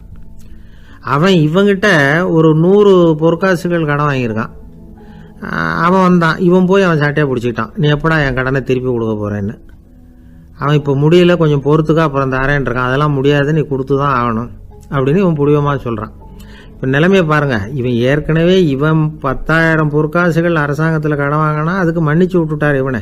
ஆனால் இவன் இன்னொருத்தனை மன்னிக்கிறதுக்கு தயாராக இல்லை. இவங்கிட்ட கடன் வாங்கின இன்னொருத்தன் 10 பொற்காசுகள், அவனை மன்னிக்க தயாராக இல்லை. அவனை கொண்டு போய் நீதிமன்றத்தில் கொண்டு போய் நிறுத்தி தண்டனை வாங்கி கொடுத்துட்டான். நீதிபதி என்ன சொன்னார், அந்த இவன் வாங்கின பொற்காசுகளை திருப்பி கட்டுற வரைக்கும் ஜெயிலில் இருக்கணுங்கிறது தீர்ப்பு. ஆனால் உடனே அரசர் காதில் விழுந்தது. சொல்லிட்டாங்க, உங்ககிட்ட மன்னிப்பு வாங்கிட்டு போனானே ஒருத்தன், அவன் இன்னொருத்தனை மன்னிக்கிறதுக்கு தயாராக இல்லை, அவனை கொண்டு போய் ஜெயிலில் அடைச்சிட்டான் அப்படின்னு. உடனே மன்னர் பார்த்தார், இவனை மறுபடியும் கூப்பிட்டு வர சொன்னார். தபாரப்பா, நான் உன்னை மன்னிச்சு விட்டேன், ஆனால் நீ இன்னொருத்தனை மன்னிக்கிறதுக்கு தயாராக இல்லை, அதனால் என்னுடைய தீர்ப்பையும் மாத்துறேன், நீயும் அரசு கடன் தீர்ற வரைக்கும் ஜெயிலில் தான் இருக்கணும் அப்படின்னு சொல்லி ஜெயிலுக்கு அனுப்பிச்சிட்டாராம். இப்படி ஒரு கதையை இயேசுநாதர் தன்னுடைய சீடருக்கு சொன்னதாக ஒரு வரலாறு. அது என்ன, அதிலேருந்து நாம் புரிந்து கொள்ள வேண்டியதுன்னா, நாம் மன்னிக்கப்படணும்னு நாம் விரும்புகிறோம்னா நாம் இன்னொருத்தரை மன்னிக்கிறதுக்கு தயாராக இருக்கணும். அதனால் நாம் இன்னொருத்தரை யாரையும் மன்னிக்க மாட்டோம், ஆனால் என்ன இன்னொருத்தரை மன்னிக்கணும் அப்படிங்கிறது மாதிரி செய்யக்கூடாதுன்னு சொல்லுவாங்க. அது மாதிரி நாம் இப்போ இது தப்பாக புரிஞ்சுக்கிறவங்களும் இருக்கிறாங்க. பாவம் மன்னிப்புங்கிறதுலாம் எதுக்குன்னா, அதாவது மறுபடியும் பாவம் செய்யாமல் இருக்கிறதுக்காக தான். அதான் மன்னிக்கிறாரே அப்படிங்கிறதுக்காக மறுபடியும் பாவம் பண்ணிகிட்டு இருக்கிறது இல்லை. அதான் ஒருத்தர் கேட்டாராம், பாவத்திலேருந்து மன்னிப்பு கிடைக்கணும்னா நீ என்ன செய்யணும் அப்படின்னு கேட்டிருக்கார். அதுக்கு அவன் சொல்லியிருக்கிறான், நான் முதல்ல பாவம் செய்யணும், அப்போ தானே மன்னிப்பு கிடைக்கும் அப்படின்னு நானாம். இப்படிப்பட்டவர்கள் தான் இன்றைக்கி உலகத்தில் அதிகமாக இருக்கிறாங்க. அதனால் இந்த மன்னிப்பின் மகத்துவங்கிறது இயேசுநாதர்கிட்டேருந்து தான் நாம் புரிஞ்சுக்கணும். அந்த இயேசு சொன்ன அந்த மன்னிக்கிற மனோபாவம் இருந்தால் இன்றைக்கி உலகம் பூராவும் அமைதி பூங்காவாக இருக்கும். அதில் ஒன்றும் ஆச்சரியமே இல்லை, அதில் ஒன்றும் சந்தேகமும் இல்லை. அதனால் மன்னிக்கிற மனோபாவத்தை நாம் எல்லாரும் நமக்குள்ளே வளர்த்து கொள்ள வேண்டும் அப்படிங்கிறது தான் நாம் இன்றைக்கு எல்லோரும் சிந்தித்து பார்க்க வேண்டிய ஒரு செய்தி. என்ன சார், உங்கள் பையன் என்ன செஞ்சுக்கிட்டு இருக்கிறான் இப்போ அப்படின்னு கேட்டார் ஒருத்தர். அடிக்கடி கண்ணாடி முன்னாடி நின்று அழகு பார்த்துக்கிட்டு இருக்கிறான் சார் அப்படின்னாரு அப்பா. இளம் பருவம் இப்படி தான் இருக்கும், அதையெல்லாம் சாதாரணமாக நினச்சிடாதீங்க அப்படின்னாரு அவர். என்ன சார் சொல்கிறீங்க? கண்ணாடி முன்னாடி நின்றுக்கிட்டு நேரத்தை வீணாக்கிக்கிட்டு இருக்கான், அதை ஒரு பெரிய விஷயமா நான் நினைக்கணுமா அப்படின்னாரு இவர். இளம் பருவத்தில் இளைஞர்களுக்கும் சின்ன பொண்ணுங்களுக்கும் அடிக்கடி கண்ணாடியில் பார்க்கணும்னு தோணும். அது வெறுமனே அழகு பார்க்கறது மட்டும் இல்லை, அவங்க தங்களையே தேடி கண்டுபிடிக்கிற ஒரு முயற்சி அது. இது ஒரு மனோதத்துவ விளைவு. இது வரைக்கும் சின்ன பிள்ளையா இருந்துட்டோம், இனிமேல் நாமளும் மற்றவங்க மாதிரி மனிதர்கள் தான் அப்படிங்கிற உணர்வு அவங்களுக்கு வருது. தங்களோட முகம் எப்படி இருக்குது, அழகு எப்படி இருக்குது, உடம்பு நேரம் எப்படி இருக்குது, முடி எப்படி இருக்குது அப்படிங்கிறதையெல்லாம் கண்டுபிடிக்கிறாங்க. அதுக்கப்புறம் இன்னொரு ஆணோ பொண்ணோ தன்னை கவனிக்கணும் அப்படின்னு நினைக்கிறாங்க. இதெல்லாம் மனோதத்துவ உண்மைகள், இதெல்லாம் இயற்கை. இதை பார்த்துட்டு பெற்றவங்க பிள்ளைங்க கெட்டு போட்டாங்க அப்படின்னு நினைக்கக்கூடாது, அவங்கள திட்டிக்கிட்டே இருக்கக்கூடாது. இன்றைக்கி பல குடும்பங்களில் இதுதான் நடந்துக்கிட்டு இருக்குது. மனுஷ வாழ்க்கையிலேயே இப்படியும் இல்லாத அப்படியும் இல்லாத ஒரு பருவம் இளம் பருவம். 13லேருந்து 19 வயசுக்கு உட்பட்ட ஆண்கள் பெண்கள் இந்த வகையை சேர்ந்தவங்க, டீனேஜ் குரூப். இவங்கள சின்னவங்கன்னு நினச்சிட முடியாது, பெரியவங்கன்னு நினச்சிட முடியாது. இவங்க ரொம்ப சென்சிட்டிவ். சமூகம் நினச்சா இவங்களை நல்லவங்களாகவும் ஆக்கலாம், கெட்டவங்களாகவும் ஆக்கலாம். கொஞ்சம் அக்கறை எடுத்துக்கிட்டால் பெரிய பெரிய மேதைகளையும் விஞ்ஞானிகளையும் உருவாக்கலாம். ஆனால் நடக்கிறது என்ன தெரியுமா? அநேகமாக இவங்களை யாருமே சரியாக புரிஞ்சுக்கிறது இல்லை, இவங்களை சரியாக நடத்துறதும் இல்லை. இது வரைக்கும் நாம் சொல்கிறத கேட்டுக்கிட்டு இருந்தான், இப்போல்லாம் அவன் இஷ்டத்துக்கு நடக்க ஆரம்பிச்சுட்டான் அப்படின்னு வருத்தப்படுற பெற்றோர்கள் அதிகம். இது வருத்தப்படுற விஷயம் இல்லை, சந்தோஷப்பட வேண்டிய விஷயம். உங்கள் புள்ள சொந்தமாக யோசிக்க ஆரம்பிக்கிறதும் நடந்துக்க ஆரம்பிக்கிறதும் ஒரு தப்பான விஷயமா? அவன் கடைசி வரைக்கும் உங்கள் பேச்சையே கேட்டுக்கிட்டு இருக்கணுங்கிறது என்ன நியாயம்? இன்றைக்கி இளைஞர்களை பெரியவங்க தப்பாக புரிஞ்சுக்கிட்டு தவறாக நடத்துறதுனால தான் அவங்களுக்கு வெறுப்பு, எரிச்சல், மனக்கசப்பு எல்லாம் உண்டாகுது. பெற்றவங்க சரியாக மதிக்கிறது இல்லை அப்படிங்கிற ஒரே காரணத்தினாலேயே வீணாக போகிற பிள்ளைங்க இன்றைக்கி அதிகம். சரி, பெற்றவங்களுக்கு இன்றைக்கி என்ன தான் புத்தி சொல்ல வர்றீங்க அப்படின்னு கேட்குறீங்களா? நாம் எதையும் சொல்ல வரல, ஆனால் அது சம்பந்தமான சில நிபுணர்கள் சொல்லியிருக்கிறத உங்கள் காதில் போட்டு வைக்கலாம். அது என்னென்னா, பிள்ளைங்க கிட்ட அன்பு செலுத்துங்க. குழந்தையா இருந்தப்போ எவ்வளவு பாசமாக இருந்தீங்க, வளர வளர அதை ஏன் குறைச்சிக்கிறீங்க? பெற்றவங்களின் அன்பான வார்த்தைகளுக்கு ஏங்குறவங்க தான் இன்றைய இளைஞர்கள். அவங்க எதை சொன்னாலும் அதை அக்கறையாக காது கொடுத்து கேளுங்க, அலட்சியப்படுத்தாதீங்க. அவங்க விரும்புறது உங்ககிட்ட இருந்து ஒரு மதிப்பு, மரியாதை, அங்கீகாரம், இவ்வளவுதான். அவங்க அவங்களாவே முடிவுகள் எடுக்கட்டும், அதுக்கு நீங்கள் உதவியாக இருங்க, அது போதும். மற்றவங்க முன்னாடி, முக்கியமாக அவங்க நண்பர்கள் முன்னாடி அவங்கள பற்றி மட்டமாக பேசாதீங்க. அவங்கக்கிட்ட பொய் சொல்லக்கூடாது. நீங்கள் சொன்னது பொய்ன்னு தெரிஞ்சு போச்சுன்னா உங்கள் பேரில் அவங்களுக்கு இருக்கிற மதிப்பு போயிடும், நம்பிக்கை போயிடும். அவங்களுக்கு முன்னாடி நீங்கள் சண்டை போடக்கூடாது. உங்கள் பிள்ளைய எப்பவும் இன்னொரு பிள்ளையோட ஒப்பிட்டு பேசுகிற வேலையே வேணாம். கூட பிறந்த மற்றவங்களோட கூட ஒப்பிடக்கூடாது. இப்படி செஞ்சால் அவன் உங்ககிட்டையும் பிரியமாக இருக்க மாட்டான், அவங்ககிட்டையும் பிரியமாக இருக்க மாட்டான். புள்ள எங்கே போகிறான், என்ன பண்ணுறான் அப்படின்னுலாம் துப்பறிஞ்சிக்கிட்டு இருக்கக்கூடாது. இளைஞர்கள் தனிமையை விரும்புகிறவங்க. அவங்கள பெட்டியில் வச்சு மூடி பாதுகாக்கணும்னு நினைக்கக்கூடாது. அவங்கள எப்படி பாதுகாக்கிறது அப்படிங்கிறது அவங்களுக்கே தெரியும். உங்கள் புள்ள எப்படி நடந்துக்கணும்னு நீங்கள் எதிர்பார்க்குறீங்களோ அது மாதிரி நீங்கள் நடந்து காட்டுங்க, அது போதும். ஒரு வீட்டில் அப்பாவும் அம்மாவும் பேசிக்கிட்டு இருக்கிறாங்க. என்னங்க, நம்ம பொண்ணு பெரியவளாயிட்டா, அடிக்கடி கண்ணாடி முன்னாடி போய் நின்றுக்கிட்டு இருக்கிறா, சீக்கிரமாக ஒரு பையனை பார்த்து கல்யாணத்தை முடிக்காமல் இப்படி மசன்னு கல் மாதிரி உட்காந்துருக்குறீங்களே அப்படின்னு சத்தம் போட்டாங்க அந்த அம்மா. அவசரப்படாத, பார்க்கறதுக்கு கண்ணுக்கு அழகா லட்சணமாக புத்திசாலியாக ஒரு பையன் கிடைக்க வேணாமா, அதுதான் பார்த்துக்கிட்டு இருக்கிறேன் அப்படின்னார் அப்பா. இதுக்கு அந்த அம்மா சொல்கிறாங்க, எங்கள் அப்பா இப்படியெல்லாம் நினச்சிக்கிட்டு இருந்திருந்தா எனக்கு கல்யாணமே ஆயிருக்காது தெரியுமா அப்படின்னாங்களாம். ஒரு வயசான அம்மா தெரு வழியாக போயிட்டு இருந்தாங்க. அவங்க கையில் என்னத்தையோ வச்சுக்கிட்டு அதை அடிக்கடி பார்த்துக்கிட்டே இருந்தாங்க.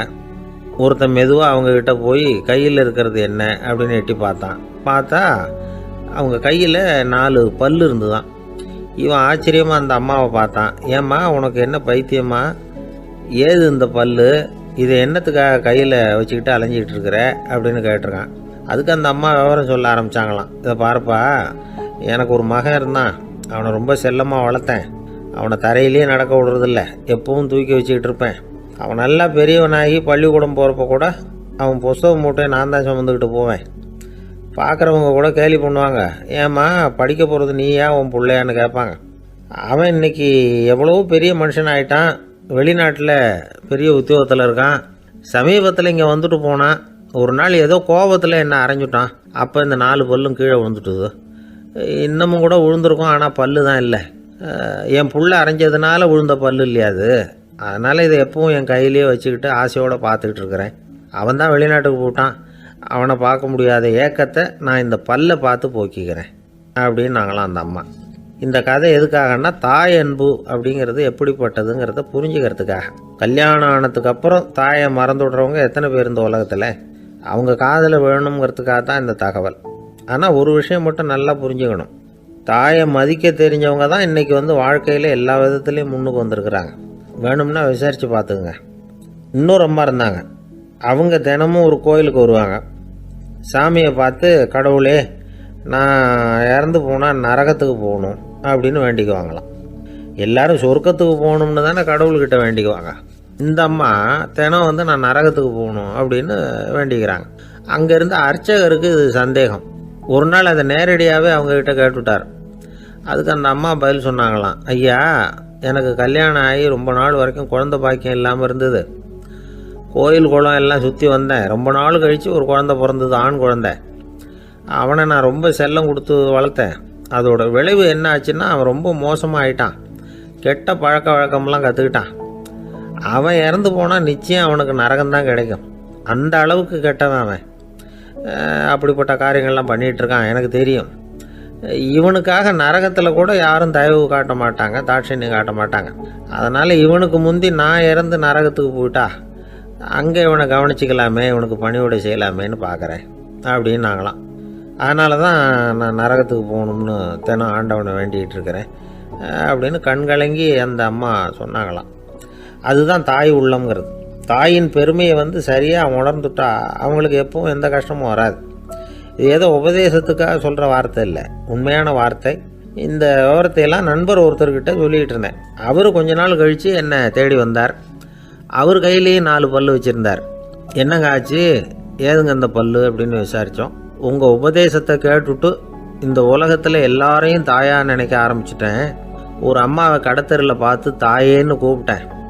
அவங்க உடனே பலார்னு என்னை அரைஞ்சிட்டாங்க. பல்லு விழுந்துட்டுது. அதை தான் பொறுக்கி எடுத்துக்கிட்டு நேராக உங்களை தேடி வந்துக்கிட்டு இருக்கிறேன்னார். தாயேன்னு தானே கூப்பிட்டீங்க, அதுக்கே அரைஞ்சாங்க அப்படின்னு கேட்டோம். நான் தாயேன்னு கூப்பிட்டது அவங்க காதில் நாயேன்னு விழுந்துட்டு தான், அதுதான் இப்படி ஆயிட்டுது அப்படின்னார். ஒரு ஆஃபீஸில் வேலை பார்க்குற ஒருத்தர் ஏதோ தப்பு பண்ணிவிட்டார். உடனே மேல் அதிகாரி அவரை கூப்பிட்டு அனுப்புனார். நீ செஞ்சது தப்புன்னார் கோபமாக. இது ஒரு ரகம். சில அதிகாரிகள் இப்படி நீங்கள் செஞ்சது தப்புன்னு சொல்கிறதில்ல, நீங்கள் செஞ்சது சரி அப்படின்னு சொல்கிறதில்ல. எப்படி சொல்லுவாங்கன்னா, நீங்கள் செஞ்சது சரியில்லைன்னு நான் நினைக்கிறேன் அப்படின்னு சொல்லுவாங்களாம். அதாவது சில பேர் நீங்கள் செஞ்சது தப்புங்கிறாங்க, அதையே மாற்றி சொல்கிறாரு இவர், நீங்கள் செஞ்சது சரியில்லைன்னு நினைக்கிறேன். இது ரெண்டும் அர்த்தம் ஒன்று தான், இருந்தாலும் வார்த்தைகள் வித்தியாசம். நிர்வாக திறமை இல்லாத ஒரு அதிகாரி யூ ஆர் ராங் அப்படின்னு சொல்லுவாராம். நிர்வாக திறமை உள்ள அதிகாரியாக இருந்தால் அதையே கொஞ்சம் மாற்றி I think you are not correct அப்படிம்பாராம். இதுதான் வித்தியாசம். இருந்தாலும் வார்த்தைகளை உபயோகப்படுத்துகிற விதத்தை வச்சு தான் வேலை நல்லா நடக்கிறதும் நடக்காததும் இருக்குது. விவரம் தெரிஞ்சவங்க என்ன சொல்கிறாங்க தெரியுமா? Be a leader not a boss அப்படிங்கிறாங்க. ஒரு லீடராக பாஸாக இருக்காதே அப்படிங்கிறாங்க. சரி, அப்படின்னா லீடருக்கும் பாஸுக்கும் வித்தியாசம் உண்டா அப்படின்னு கேட்டால் இருக்குன்னு சொல்கிறாங்க. லீடருங்கிறவர் வேறு, பாஸுங்கிறவர் வேறு. ஒரு லீடர் எப்படி நடந்துக்குவார், ஒரு பாஸ் எப்படி நடந்துக்குவார், இதை முதல்ல நாம் தெரிஞ்சுக்கணும். அவங்க எப்படி நடந்துக்குவாங்க அப்படிங்கிறதுக்கு சில விவரங்கள் இருக்குது. அதை கேட்டோம்னா நாம் புரிஞ்சுக்கலாம் அதை. அதாவது பாஸுங்கிறவர் விரட்டிக்கிட்டே இருப்பார், லீடருங்கிறவர் ஊக்கப்படுத்திக்கிட்டே இருப்பார். நாளைக்கு சாயந்தரத்துக்குள்ளே அந்த வேலையை செஞ்சு முடிக்கலைன்னா தொலைச்சி விடுவோம் தொலைச்சி அப்படிம்பார் அவர். இவர் எப்படி சொல்லுவார்னா, இது வரைக்கும் நீங்கள் செஞ்சுருக்கிற வேலை ரொம்ப அற்புதம் அப்படிம்பார். பாஸுங்கிறவர் அதிகாரத்தை நம்பி செயல்படுறவர், லீடருங்கிறவர் நல்லெண்ணத்தை நம்பி செயல்படுறவர். நம்மக்கிட்ட அதிகாரம் இருக்குது, பவர் இருக்குது, அதனால் காரியத்தை சாதிச்சுடலாம் அப்படின்னு நினைக்கிறவர் அவர். மற்றவங்க கிட்ட ஒரு நல்ல அபிப்பிராயத்தை சம்பாதிச்சுக்கிட்டு அது மூலமாக காரியங்களை சாதிக்கிறவர் இவர். பாஸுங்கிறவர் பயத்தை உண்டு பண்ணுவார், லீடருங்கிறவர் அன்பை பரவ செய்வார். அதை செய்யலைன்னா ஆடிட்டில் தகராறாயிடும், இது செய்யலைன்னா இன்க்ரிமெண்ட்டு கட் ஆகிடும், இப்படி ஏதாவது சொல்லி பயமுறுத்திக்கிட்டே இருப்பார் அவர். இவர் அப்படி இல்லை. உடம்பு இப்படி இருக்குது, வீட்டில் எல்லோரும் சௌக்கியமாக இருக்கிறாங்களா, ஆஃபீஸில் எல்லாம் வசதியாக இருக்குதா, நான் ஏதாவது உதவி செய்யணுமா அப்படின்னு அன்புக்கு முக்கியத்துவம் கொடுப்பார். பாஸுங்கிறவர் எதுக்கு எடுத்தாலும் நான் சொல்லிகிட்டு இருப்பார். லீடருங்கிறவர் நாமன்னு சொல்லிகிட்டு இருப்பார். பாஸுங்கிறவர் தப்புக்கு காரணம் யாருன்னு பார்ப்பார். லீடருங்கிறவர் தப்பு என்னன்னு பார்ப்பார். இதுதான் ரெண்டு பேருக்கு வித்தியாசம். The boss shows who is wrong, the leader shows what is wrong அப்படின்னு சொல்லுவாங்க. இந்த காரியம் எப்படி செய்யப்பட்டிருக்கு அப்படின்னு தெரிஞ்சுக்கிறவர் பாஸ். இந்த காரியத்தை எப்படி செய்யணும்னு செஞ்சு காட்டுறவர் லீடர். பாஸுங்கிறவர் பணியாளர்களை திட்டுவார். லீடர் மரியாதைக்குரியவராக நடத்துவார். அதுக்குரியவராக அவர் நடந்துக்குவார். செய்கிற வேலையை ஒரு சுமையாக நினைக்க வைக்கிறவர் பாஸ். செய்கிற வேலையை ஒரு சந்தோஷமாக ஆக்கிறவர் லீடர். ஒரு முதலாளியாக இருக்கிறவர் அல்லது ஒரு நிர்வாகியாக இருக்கிறவர் இது மாதிரியான நுணுக்கங்களை எல்லாம் தெரிஞ்சு வச்சுக்கிறது நல்லது. ஒரு பாஸ் இருக்கார். அவர் ஒரு நாள் ரொம்ப பெருமையாக தன்னோட ஆஃபீஸை பற்றி பேசிக்கிட்டு இருந்தார். எனக்கு கீழே 200 பேர் வேலை செய்கிறாங்க சார். நான் ஒரு கோடு கிழிச்சா அவங்க அதை தாண்டாத அளவுக்கு நான் நடந்துக்கிறேன் சார் அப்படின்னார் அவர். அது எப்படி முடியுது உங்களால் அப்படின்னு கேட்டோம்.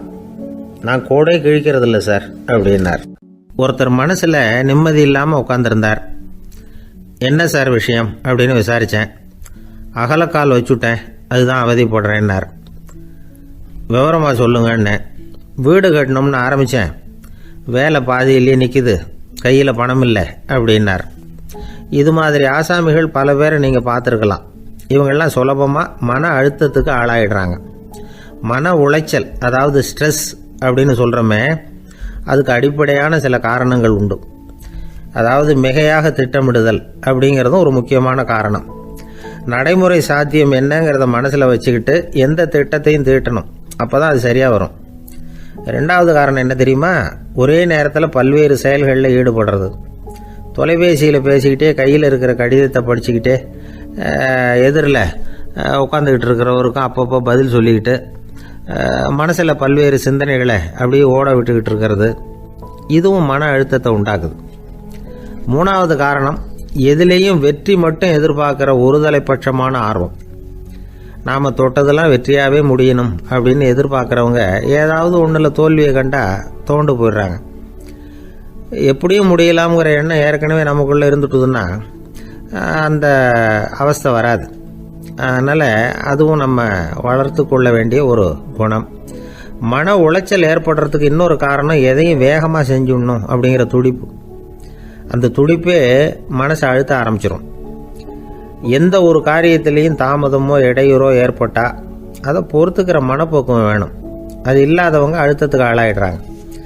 சில பேர் வேலைன்னு எந்த நேரம் பார்த்தாலும் வேலையே கதின்னு கிடப்பாங்க. பொழுதுபோக்குக்கோ உடற்பயிற்சிக்கோ குடும்பத்தில் உள்ளவங்க அல்லது நண்பர்கள் கூட கலந்துரையாடவோ கொஞ்சம் கூட நேரம் ஒதுக்க மாட்டாங்க. இந்த சுபாவம் மன அழுத்தத்தை உண்டு பண்ணும். இதையெல்லாம் புரிஞ்சுக்கிட்டு அதிலிருந்து விடுபடுறது எப்படின்னு யோசிக்கணும். வல்லுநர்கள் இது தொடர்பாக சில யோசனைகளை சொல்லி வச்சிருக்கிறாங்க. அது என்னன்னா, வாழ்க்கைங்கிறது பிரச்சனைகளால் பின்னப்பட்ட ஒன்று. அது எப்போவுமே முடிவடையாத ஒரு தொடர்கதை அப்படிங்கிறத முதல்ல நாம் புரிஞ்சுக்கணும். ஒரே நேரத்தில் ஒரு காரியத்தில் மட்டுமே நாம் கவனம் செலுத்தணும். அடுத்தவங்க காரியத்தில் தலையிடக்கூடாது. எதையும் பேச ஆரம்பிக்கிறதுக்கு முன்னாடி நம்மை நாமே கேட்டுக்க வேண்டிய கேள்வி 2. 1, நான் சொல்ல போகிறது ரொம்ப முக்கியமானதா? 2வது, நான் சொல்கிறத அவங்க கேட்குறதுக்கு ஆசைப்படுறாங்களா? நான் பேசுகிறதுக்கு அது சரியான நேரம் தானா? இதை யோசித்து பார்த்ததுக்கப்புறம் எதையும் பேச ஆரம்பிக்கணும். முடிஞ்ச அளவுக்கு வளைந்து போகிற சுபாவத்தை வளர்த்துக்கணும். நம்ம நேரம் விலை மதிப்பு இல்லாதது, அதை வீணாக்கக்கூடாது. சிரிக்க தெரியலனாலும் பரவாயில்ல, முகத்தில் கொஞ்சம் புன்முறுவலாவது காட்டணும். இதெல்லாம் ரொம்ப முக்கியம். அடுத்தவங்க ஏதாவது செஞ்சால் உடனே நன்றி சொல்ல மறக்கக்கூடாது. தினமும் கொஞ்சம் நேரத்தை தனிமையில் செலவு பண்ணணும். மன உளைச்சலிருந்து விடுபடுறதுக்கு 3 முக்கிய வழிகள் சொல்கிறாங்க. அதை சுருக்கமாக ரெட் அப்படின்னு சொல்கிறாங்க. RED ஆங்கில எழுத்தில். அந்த முதல் எழுத்து R, அது என்னென்னா ரிலாக்ஸேஷன், அதாவது இடை ஓய்வு. 2வது E எக்ஸர்சைஸ், உடற்பயிற்சி. 3வது டயட், திட்டமிட்ட உணவு முறை. அதனால் தியானம், மூச்சு பயிற்சி இதெல்லாம் இந்த இடை ஓய்வுக்கு வழிகள். எந்த வேலையையும் தொடர்ந்து செய்யக்கூடாது. எல்லார்கிட்டையும் கலகலப்பாக பழகணும். மாதத்துக்கு 1 நாளாவது குடும்பத்தோடு வெளியில் போயிட்டு வரணும். சுலபமான உடற்பயிற்சிகளை செய்யலாம். உடற்பயிற்சிங்கிறது நமக்காக நாம் செய்கிற ஒரு நீண்டகால முதலீடு அப்படின்னு சொல்லுவாங்க. அதாவது லாங் டேர்ம் இன்வெஸ்ட்மெண்ட்டாக. அளவோடு சாப்பிட்ணும், மெதுவாக சாப்பிட்ணும். இதெல்லாம் கொஞ்சம் மனசில் வச்சுக்கிட்டு நடந்துக்கிட்டால் மகிழ்ச்சியாக வாழலாம். சில பேர் சாப்பாட்டு விஷயத்தில் ரொம்ப அக்கறை எடுத்துக்கிறது உண்டு. ஒரு குண்டு ஆசாமி சாப்பிட உக்காந்தார். முதல்ல ஒரு மாத்திரை சாப்பிட்டார். எதுக்குன்னு கேட்டோம். பசி எடுக்கிறதுக்குன்னார். சாப்பிட்டு முடித்தார். பிறகு மறுபடியும் ஒரு மாத்திரை சாப்பிட்டார். இது எதுக்குன்னு கேட்டோம். சாப்பிட்டது ஜீரணமாகறதுக்கு அப்படின்னார். என் நண்பர் ஒருத்தர் ஆழ்ந்த சிந்தனையில் இருந்தார். என்ன யோசனை பண்ணுறீங்கன்னு கேட்டேன். தலைவர் ஆகணும்னு பார்க்குறேன், அதுதான் என்ன வழின்னு யோசிச்சுக்கிட்டு இருக்கேன்னார். நான் கூட அது மாதிரி யோசித்து பார்த்தேன். அதுக்கப்புறம் அந்த யோசனையை கை விட்டுட்டேன் அப்படின்னோம். ஏன்னு கேட்டார். அதுக்கான தகுதிகள் நமக்கு இல்லைங்கிறது புரியுது. அது நமக்கு புரியறத விட நம்ம விட மற்றவங்களுக்கு நல்லா புரிஞ்சு போச்சு. அதனால் பேசாமல் கம்முன்னு இருந்துடுறது தான் நல்லது அப்படின்னோம். தலைவர் ஆகிறதுக்கு தகுதிகள் வேற உண்டோ அப்படின்னு கேட்டார். அவர் யதார்த்தமாக தான் கேட்குறார். நாங்கள் உடனே எங்ககிட்ட இருந்த ஒரு புத்தகத்தை எடுத்து அவர்கிட்ட கொடுத்தோம். படித்து பாருங்கன்னு. தலைவர் ஆகிறதுக்கு என்ன வழி அப்படிங்கிறத பற்றி அதில் போட்டிருக்கிறாங்க. முதல் வழி என்ன தெரியுமா? ஒரு 4 பேர் முன்னாடி இல்லைன்னா ஒரு கூட்டத்துக்கு முன்னாடி நீங்கள் பேச போகிறீங்க. அப்போ எப்படி ஆரம்பிக்கணும்னா, உண்மையான புகழ்ச்சி, நேர்மையான பாராட்டு, இதோடு ஆரம்பிக்கணும். எடுத்ததுமே அது சரியில்லை இது சரியில்லைன்னு பேசிகிட்டு இருக்கக்கூடாது. மக்களை பார்த்து நீங்கள் தான் தப்பு பண்ணிவிட்டீங்க அப்படின்னு நேரடியாக சொல்லக்கூடாது. தவறு இருந்தாலும் அதை மறைமுகமாக ஏதாவது கதை சொல்லி அதிலிருந்து அவங்க புரிஞ்சுக்கிற மாதிரி செய்யணும். அடுத்தவங்க பண்ண தப்பு என்னன்னு அலசறதுக்கு முன்னாடி நீங்கள் பண்ணின தப்பு என்னங்கிறத பற்றியே பேசுங்க. எதுக்கும் நேரடியாக உத்தரவு போட்டுக்கிட்டு இருக்கக்கூடாது. இதை நீங்கள் செய்யணும் அப்படின்னு சொல்கிறதுக்கு பதிலாக நீங்கள் இப்படி செஞ்சால் எப்படி இருக்கும் அப்படின்னு கேள்வி மாதிரி கேட்கணுமா. இப்படி கேட்டால் அது உத்தரவு மாதிரி தெரியாதான். அடுத்தவங்க மரியாதையை காப்பாற்றுறது மாதிரி பேசணுமா. உங்கள் பேச்சு இன்னொருத்தரை அவமானப்படுத்துறது மாதிரி இருக்கக்கூடாதான். ஏண்டா இவங்கிட்ட போய் மாட்டிக்கிட்டோம்னு யாரும் நினச்சிடக்கூடாது. ஒவ்வொரு சின்ன வளர்ச்சியையும் பாராட்டணும். வெற்றி சாதாரணமாக இருந்தாலும் பாராட்டாமல் இருந்துடக்கூடாது. பாராட்டும் பொழுது தாராளமாக இருக்கணும். குறை சொல்லும் பொழுது கவனமாக இருக்கணும். வாய்க்கு வந்தபடி பேசிவிட்டா அதுக்கப்புறம் வகையாக மாட்டிக்கிட்டு முழிக்க வேண்டியிருக்கும். நீங்கள் பேசுறது இன்னொருத்தருக்கு ஒரு கௌரவத்தையும் மரியாதையும் உண்டு பண்ணுறது மாதிரி இருக்கணும். நீங்கள் பேசுறது அடுத்தவங்களுக்கு இருக்கிற கொஞ்ச நெஞ்ச மரியாதையும் எடுத்து விடுறது மாதிரி இருக்கக்கூடாது. உங்கள் பேச்சை கேட்டால் கேட்குறவங்களுக்கு ஒரு ஊக்கம் வரணும், உற்சாகம் வரணும். தவறு எதுவாக இருந்தாலும் அதை சுலபமாக திருத்திக்கலாம், சரி பண்ணிக்கலாங்கிறது மாதிரி இருக்கணும் உங்கள் பேச்சு. அடுத்தவங்களை சந்தோஷப்படுத்துங்க. உங்கள் யோசனையை கேட்டு நடந்துக்கிறதுனால அந்த சந்தோஷம் அவங்களுக்கு கிடைக்கணும். இந்த தகுதியெல்லாம் உங்ககிட்ட இருந்தால் நீங்கள் ஒரு சிறந்த தலைவராகலாம் அப்படின்னு அந்த புஸ்தகத்தில் போட்டிருக்கு. இந்த காலத்தில் தலைவர் ஆகிறதுக்கு வேறு சில தகுதிகள்லாம் கூட தேவைப்படுது. ஒரு புள்ள தன்னுடைய அப்பா கிட்ட, அப்பா உன்ன மாதிரியே நானும் அரசியலில் சேரணும், தலைவர் ஆகணும்னு ஆசைப்படுறேன், இன்னையிலேருந்து எனக்கு அரசியல் பாடம் கற்றுக் கொடு அப்படின்னு கேட்டிருக்கான். அவரும் சரின்னு சொல்லிவிட்டு ஒரு பெரிய ஏணியை எடுத்துகிட்டு வந்தாரான். ஒரு செவுத்தில் சாத்தினார். இந்த ஏணியில் ஏறி உயர போய் அங்கே பரன் மேலே இருக்கிற ஒரு புத்தகத்தை எடுத்துகிட்டு வாடான்னு இருக்கார். மகனை பார்த்து, அப்பா ஏணி ரொம்ப உயரமாக இருக்குது, நீ ஜாக்கிரதையாக இதை பிடிச்சிக்கோ, நான் ஏறி போகிறேன் அப்படின்னு. நான் பையன் பயப்படாத, நான் பார்த்துக்கிறேன்னார் அப்பா. பையன் ஏணியில் ஏறினா உச்சிக்கு போனதும் அப்பா கையை எடுத்துட்டார். ஏணி அப்படியே சரிஞ்சுட்டுது. பையன் பொத்துன்னு கீழே விழுந்துட்டான். இடுப்பு பிடிச்சிக்கிட்டே எழுந்திரிச்சான். என்னப்பா இது, இப்படி என்னை ஏற விட்டுட்டு கையை விட்டுட்டியே, இப்படி கை விடலாமா அப்படின்னு கத்தியிருக்கான். அப்பா நிதானமாக சொன்னாராம், அவசரப்படாதேப்பா, அரசியலில் இதுதான் முதல் பாடம், பெத்த அப்பனாக இருந்தாலும் அவனை நம்பாதே அப்படின்னு உபதேசம் பண்ண ஆரம்பிச்சாராம். என்னுடைய நீண்டகால நண்பர் ஒருத்தர் வருஷம் தவறாமல் திருநள்ளாறு அப்படிங்கிற திருத்தலத்துக்கு போயிட்டு வர்றது வழக்கம். அங்கே என்ன சார் விசேஷம்னு கேட்கறது உண்டு. என்ன இப்படி கேட்குறீங்க, சனி பகவான் நலன் விருப்பப்படி அங்கே தானே எழுந்தருளி இருக்கிறார், அவரை போய் பார்த்து ஒரு கும்பிடு போட்டுட்டு வந்தா நம்ம பிடிச்சிருக்கிற சனியெல்லாம் விலகும் அப்படிம்பார். சத்தம் போட்டு சொல்லாதீங்க சார், வீட்டில் வேற யார் காதிலையாவது இது விழுந்துற போது அப்படின்னு சொல்கிறது உண்டு வர்றவங்க. இப்போ நான் சொல்கிறதுல உள்ள நியாயத்தை புரிஞ்சுக்கிட்டு அவரும் கொஞ்சம் எச்சரிக்கை உணர்வோடு நமக்கு நன்றி சொல்லுவார்னு வச்சுங்களேன். அதாவது பார்வை மூலமாகவே அந்த நண்பருக்கு ஆன்மீக விஷயங்கள்ல அதிக ஈடுபாடு உண்டு. அப்பப்போ சில புராண கதைகளை எல்லாம் சொல்றது உண்டு. ரொம்ப சுவாரஸ்யமா இருக்கும். எப்பவுமே புராண விஷயங்களை எல்லாம் அறிவியல்ங்கிற தராசில வச்சு எடை போட்டுட்டு இருக்கக்கூடாது. அப்படி பார்த்தா அதெல்லாம் நம்ப முடியாத வெறும் கற்பனைகளா தோணும், மூட நம்பிக்கைகளாகவும் தெரியும். புராணங்களை புராணங்களாவே புரிஞ்சுக்கிறவங்களுக்கு அதெல்லாம் அர்த்தமுள்ள செய்திகளை உள்ளடக்கி இருக்கிறதாக தெரியும். அந்த வகையில தான் இந்த நண்பரும் நிறைய செய்திகளை சொல்றது உண்டு. சனியை போல கொடுக்கிறவனும் இல்லை, சனியை போல கெடுக்கிறவனும் இல்லை அப்படின்னு சோதிடர்கள் சொல்லுவாங்க. நாம ஏதாவது ஒரு வம்புல மாட்டிக்கிட்டா பிடிச்சது சனி அப்படிங்கிறோம். ராவணன் எப்பேற்பட்ட வீரன், அவனே சனி பார்வைப்பட்டது தானே சங்கடப்பட ஆரம்பிச்சான் அப்படின்னார் நண்பர். அது எப்படிங்கன்னு கேட்டேன். அவர் சொல்ல ஆரம்பிச்சார், இந்த ராவணன் இருக்கானே நவ கிரகங்களையும் பிடிச்சி கொண்டுட்டு வந்து தன்னுடைய சிம்மாசனத்துல அப்படியே படிகளா போட்டு வச்சுட்டானா, ஒவ்வொரு படியா. பாவம் அந்த 9 தேவதைகளும் ஒவ்வொரு படியா குப்புற கிடக்குறாங்க. நவக்கிரகம் நம்மளை ஆட்டி படைக்குதுன்னு நாம சொல்லிட்டு இருக்கிறோம். ஆனா அந்த நவக்கிரகங்களை ராவணன் எப்படி வச்சிருந்தான் பாருங்க. எல்லாரையும் சிம்மாசனத்துக்கு பக்கத்துல படிப்படியா போட்டு வச்சிருக்கிறான். காலை அது மேல வச்சுதான் ஏறி போகணும். வேற வழி இல்லாம எல்லாரும் குப்புற விழுந்து கிடக்குறாங்க. ராவணன் ஒவ்வொரு தடவையும் இவங்க முதுகுல அடி வச்சு ஏறி தான் அந்த சிம்மாசனத்துக்கு போறது வழக்கம். இப்படி நடந்துகிட்டு இருக்கிறது நாரதர் கண்ணுல போட்டுட்டு தான். அவர் சும்மா இருப்பாரா? யோசனை பண்ணார், என்ன செய்யலாம் அப்படின்னு. ஒரு முடிவு பண்ணிட்டு நேரா ராவணன் கிட்ட போனாராம். ராவணா, நீ நவக்கிரகங்களை பிடிச்சு கொண்டாந்து உன்னுடைய சிம்மாசனத்துக்கு படிகளா போட்டு வச்சிருக்கிற, அது உன்னுடைய வீரத்தை காட்டுது. இருந்தாலும் ஒரு விஷயத்த நீ யோசிச்சு பார்க்கணும். ஒவ்வொரு தடவை நீ சிம்மாசனத்துக்கு போகும்பொழுதும் நவக்கிரகங்களின் முதுகல் அடி வச்சு நீ ஏறி போற, அது உனக்கு பெருமை கிடையாது. அவங்களுடைய மார்புல அடி வச்சு ஏறி போகணும், அதுதான் உனக்கு பெருமை அப்படின்னாரா. இவர் சொல்றதும் சரிதானே அப்படின்னு யோசிச்சிருக்கான் ராவணன். உடனே குப்புற கிடந்த நவக்கிரகங்களை திருப்பி மல்லாக்க போட்டான். அவங்க மார்புல அடி வச்சு மேலே ஏறி சிம்மாசனத்துக்கு போனானா. அப்படி போயிட்டு இருக்கும் பொழுது சனி பகவானின் பார்வை அவன் மேல பட்டுதான். அவ்வளவுதான். என்னாச்சு தெரியுமா? சூர்பனகை தேடி வந்தா. சீதையோட அழகை பத்தி தன்னுடைய அண்ணங்கிட்ட சொல்ல ஆரம்பிச்சுட்டா. விவகாரம் ஆரம்பமாயிட்டது. அதுதான் சனியினுடைய வேலை அப்படின்னு சொல்லி இந்த கதையை சொல்லி முடிச்சார் என்னுடைய நண்பர். ஆக சனியின் பார்வை நம்ம பேல படாம பாத்துக்கிறது தான் நல்லதுங்கிறீங்க அப்படின்னு. ஆமா சார், இப்ப கூட நான் உங்க வீட்டுக்கு வந்திருக்கிறதே ஒருத்தருடைய பார்வை என் மேல படக்கூடாதுங்கிறதுக்காகத்தான் அப்படின்னார். யாருங்க அதுன்னு என்னுடைய மாமனார் சார்.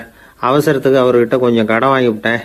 நம்ம மாப்பிள்ளை தானேன்னு சொல்லி அவரு விட்டு கொடுக்கறதுக்கு தயாரா இல்லை.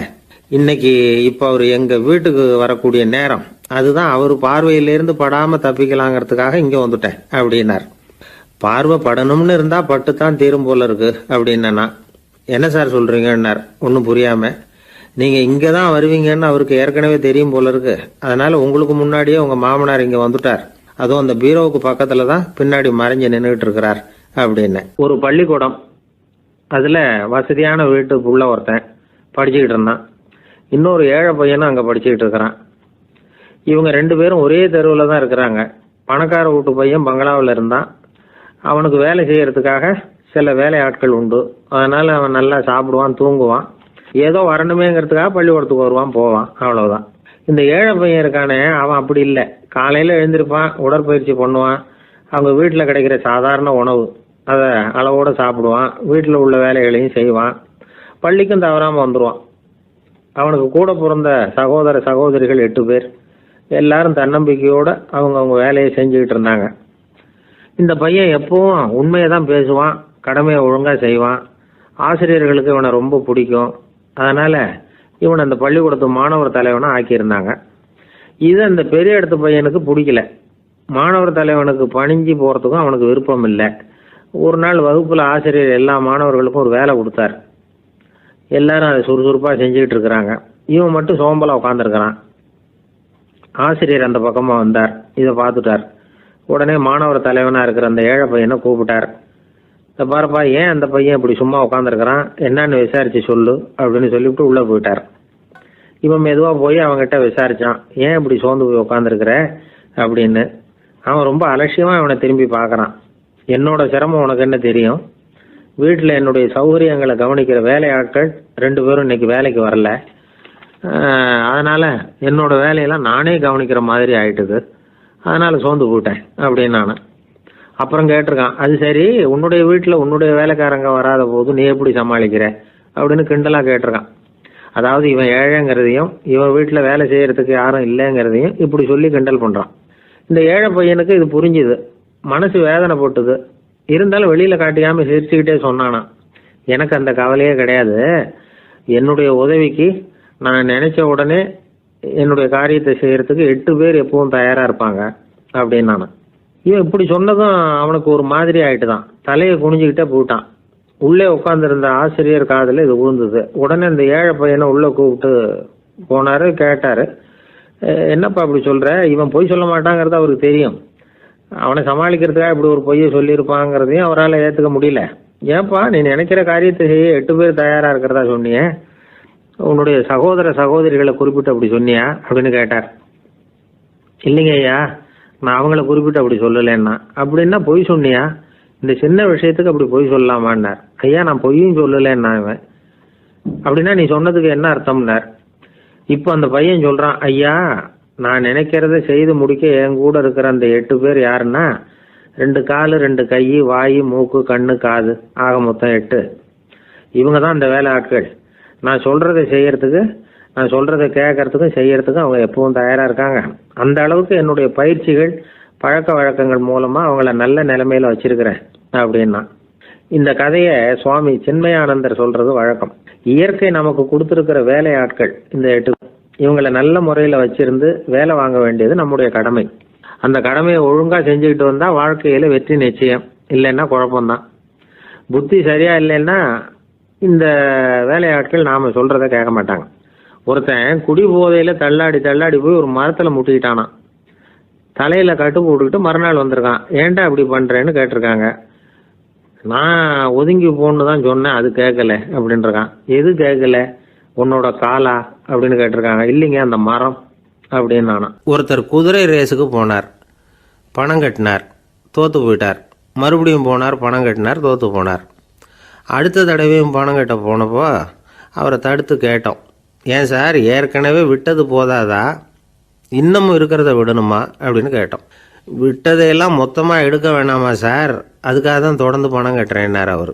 இவரை திருத்துறது ரொம்ப கஷ்டம். இது ஒரு மனநோய்.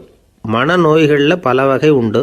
மனநோய்கள் பிரிவு அட்டவணையில் சூதாட்டம்ங்கிறது அவதியுறும் நோய் அப்படிங்கிற தலைப்பில் வருது. சூதாட்டம் 2 வகைப்படும்னு சொல்கிறாங்க உளவியல் நிபுணர்கள். ஒரு வகை எப்படின்னா நண்பர்களோடு சேர்ந்துக்கிட்டு மகிழ்ச்சியும் கிளர்ச்சியும் அடையிறதுக்காக ஈடுபடுறது, பிரச்சனைகளை தீர்க்கறதுல ஒரு ஆர்வம், கேளிக்கைக்காக கொஞ்சம் விட்டு பிடிக்கிறது அப்படிங்கிற மனுஷனுடைய அடி மனசில் உள்ள விபரீத பிணைய சுபாவம், இதெல்லாம் அதுக்கு காரணம். இன்னொரு வகை எப்படின்னா சூதாட்டத்தில் ஈடுபட்டு ஒரு கட்டாய நிலைமைக்கு ஆளாயிடுறது, ஈடுபடு அப்படின்னு மனசு ஒரு வெறித்தன்மையை தூண்டிக்கிட்டே இருக்கும். இப்படிப்பட்டவங்களுக்கு நாம் தோத்துக்கிட்டு இருக்கோங்கிறது தெரியும், நாம் ஜெயிக்கிறதுக்கான சந்தர்ப்பம் இல்லைங்கிறதும் தெரியும். இதனால் நமக்கும் கஷ்டம், நம்ம சுற்றி இருக்கிறவங்களுக்கும் கஷ்டங்கிறதும் புரியும். அப்படி இருந்தும் சூதாடுவாங்க. இதுக்கு காரணம் சூதாடியின் பகற்கனவு அப்படிங்கிறாங்க நிபுணர்கள். இந்த நிலைமைக்கு கட்டாய சூதாட்டம் அல்லது நிர்பந்த சூதாட்டம் அப்படின்னு பேர் வச்சிருக்கிறாங்க. இப்படிப்பட்ட ஆசாமி இருக்கிறது பூரா விட்டுருவான், கடன் வாங்குவான், திருடுவான். இருந்தாலும் என்னைக்காவது ஒரு நாள் ஜெயிச்சிருவேன் அப்படின்னு சொல்லிக்கிட்டே இருப்பான். விட்டதை எடுத்துருவேங்கிற ஒரு நம்பிக்கை சுடர் அவனுக்குள்ளே எரிஞ்சுக்கிட்டே இருக்கும். இவனை மனநோயாளி அப்படின்னு சொல்லிட முடியாதான். என்ன காரணம்னா இது மாதிரி ஆளுங்க கிட்ட மன போராட்டமோ கவலையோ பதட்டமோ இருக்கிறது இல்லை. சில விசேஷமான குணங்கள் இவங்க கிட்ட உண்டு. எதிர்ப்பு உணர்ச்சி, சிறுபிள்ளைத்தனம், சட்ட திட்டங்களையும் சம்பிரதாயங்களையும் உட தெரியாத மனப்போக்கு, பொறுப்பில்லாத தன்மை, நெறி தவறி நடக்கிறது எல்லாம் இவங்ககிட்ட உண்டு. ஆனால் வெளிப்பார்வைக்கு ரொம்ப சிநேகமாக இருப்பாங்க, அன்பாக இருப்பாங்க, அப்படி இருக்கிறதாக காட்டிக்குவாங்க. ஆதாயம், சுயலாபம் இதெல்லாம் கருதி தான் பழகுவாங்க. இவங்க கேட்குறப்ப நாம் பணம் கொடுக்கலன்னு வச்சுக்கோங்க, நம்மளை கை விட்டுருவாங்க. நம்ம மேலே அபாண்டமாக பழி சுமத்துறது கூட தயங்க மாட்டாங்க. தங்களுடைய சூதாட்ட நடவடிக்கைகளுக்கு சாதகமான காரணங்களை சொல்லிகிட்டு இருப்பாங்க. நீ வேணும்னா பாரு, ஒரே நாளில் நான் இழந்ததையெல்லாம் மீட்டு லட்சாதிபதி ஆறேன்னா இல்லையா பாரு அப்படிம்பாங்க. தோற்று போகிறத ஒரு படிப்பினையாக இவங்க எடுத்துக்கிறதே இல்லை. தோற்று போகிறதுலேயே இவங்களுக்கு ஒரு அலாதியான சுகம். தனக்குத்தானே துன்பத்தை வரவழைச்சிக்கிட்டு இன்பம் அடையிறதுக்கு தன்வதை சுகம் அப்படின்னு பேர். இவங்கெல்லாம் அந்த ரகம். சில பேர் எப்படி தெரியுமா, மந்திர எண்ணங்களை வரவழைச்சிக்கிறது, சூதாடுறதுக்காக ஆஃபீஸில் கையாடல் பண்ணுறது, அடுத்தவங்க கிட்டேருந்து திருடுறது. இந்த மந்திர எண்ணம் தீவிரமாச்சுன்னா ஒரு மாதிரியாக பேச ஆரம்பிச்சிருவாங்க. தோல்வி தான் சார் வெற்றிக்கு முதல் படியும்பாங்க. தன்னால் பகடக்காய்களையும் குதிரை ஓட்டிகளையும், அதாவது இந்த ஜாக்கிகள், அதெல்லாம் கட்டுப்படுத்த முடியுங்கிற பித்து நிலைக்கு இவங்கெல்லாம் தள்ளப்பட்டுருவாங்க. சில சூதாடிகள் ஆராய்ச்சி பார்த்ததில் என்ன தெரிய வந்தது தெரியுமா? அவங்கெல்லாம் குழந்தை பருவத்தில் அன்புக்காக ஏங்கினவங்களாம், புறக்கணிக்கப்பட்டவங்களாம், உதவிகளை பெற முடியாதவங்க, இப்படிலாம் இருந்திருக்கிறாங்க. இவங்க வளர வளர மற்றவங்க சௌகரியம் பற்றி அக்கறை இல்லாதவங்களாக ஆயிடுறாங்க. அதிர்ஷ்ட தேவதை தன்னோடு இருக்கிறாங்க அப்படிங்கிற அசையாத நம்பிக்கை இவங்களுக்கு. இவங்களை திருத்துறது ரொம்ப கஷ்டம். அதனால் பந்தயம், சூதாட்டம் இது மாதிரியான விஷயங்களை விட்டு விலகியே இருக்கிறது தான் நமக்கு நல்லது. ஒரு ஆள் சொன்னான், என்னுடைய குதிரை வேகமாக ஓடுறதுக்கு என்ன வழி அப்படின்னு கால்நடை மருத்துவர்கிட்ட யோசனை கேட்டேன். அவர் ஒரு பாட்டில் நிறைய மாத்திரைகளை கொடுத்து தினம் 2 மாத்திரை விதமாக கொடுக்க சொன்னார். முதல் நாள் 2 மாத்திரையை கொடுத்துட்டு அது மேலே ஏறி உட்கார்றதுக்கு போனேன். அவ்வளவுதான். அதுக்குள்ளே அது அம்பு மாதிரி பாஞ்சு ஓடி போச்சு. நான் இன்னும் உட்காரவே இல்லை, அதுக்குள்ளே பாஞ்சு ஓடி போச்சு அப்படின்னா. அடடா, அப்புறம் நீங்கள் என்ன பண்ணீங்க அப்படின்னு கேட்டாங்க. என்ன பண்ணுறது, மீதி மாத்திரை பூராவே நான் முழுங்கி விட்டு அதுக்கப்புறம் துரத்தி பிடிச்சி அது மேலே ஏறி உட்காந்தேன் அப்படின்னா அவன். பொங்கல் திருநாள்னா இது ஏதோ அறுவடை திருநாள் அப்படின்னு சொல்லுவோம். அதாவது வருஷம் பூரா நாம் பாடுபட்டு அதனுடைய பலனை அனுபவிக்கிற நாள் அப்படிங்கிறது நாம் சொல்லிகிட்டு இருக்கிறது. இது முக்கியமாக இது ஒரு நன்றி அறிவிப்பு நாள் அப்படின்னு சொல்லுவாங்க. இன்றைக்கி நிறைய நன்றி அறிவிப்பு கூட்டம்லாம் நடந்துக்கிட்டு இருக்குல்ல, அது மாதிரி விவசாயிகள் நடத்துகிற ஒரு நன்றி அறிவிப்பு விழா இது. யாருக்கு நன்றி சொல்கிறாங்கன்னா ஆதவனுக்கு. அதாவது சூரியன் இல்லைன்னா விவசாயம் இல்லை. அதனால் ஆதவனுக்கு நன்றி செலுத்துகிற நாளாக இந்த பொங்கல் திருநாளை நாம் கொண்டாடுறோம். அதாவது இந்த பொங்கலில் விவசாயிகள்கிட்டேருந்து நிறைய பண்புகளை நாம் தெரிஞ்சுக்க வேண்டிய நாள் இது. விவசாயிகள் அவங்க விவசாயம் முன்னேறி இருக்கிற அளவுக்கு விவசாயிகளுடைய வாழ்க்கை தரம் முன்னேறலை. அந்த அளவுக்கு அவர்கள் நாட்டுக்காக உழைச்சிக்கிட்டு இருக்கிறாங்க. அந்த காலத்திலே அதை பற்றி ஒரு கதை சொல்கிறது உண்டு. ஒரு வயசான ஆள் நிலத்தில் ஏறு உழுதுகிட்டு இருந்தாராம். கிழிஞ்சு போன ஒரு சின்ன துண்டை தான் இடுப்பில் கட்டியிருந்தாராம். தலையில் ஒரு கந்தலை சுற்றி இருந்தார். உடம்பு பூரா சேரு, ரொம்ப ஏழை. ஏறு ஓட்டிகிட்டு இருக்கிறவர் வேறு எப்படி இருப்பார்? இருந்தாலும் அந்த ஆள் ரொம்ப ஜாலியாக பாட்டு பாடிக்கிட்டே ஏறு உழுதுகிட்டு இருந்தாராம். உடம்புல தான் அவர் ஏழையை தவிர மனசில் ஒரு ஏழையாக தெரியல. அந்த சமயத்தில் அந்த நாட்டு ராஜா அந்த பக்கமாக குதிரை மேலே வந்தாராம். வேட்டைக்கு போயிட்டு பரிவாரங்களோடு திரும்பி வந்துக்கிட்டு இருக்கிறார்.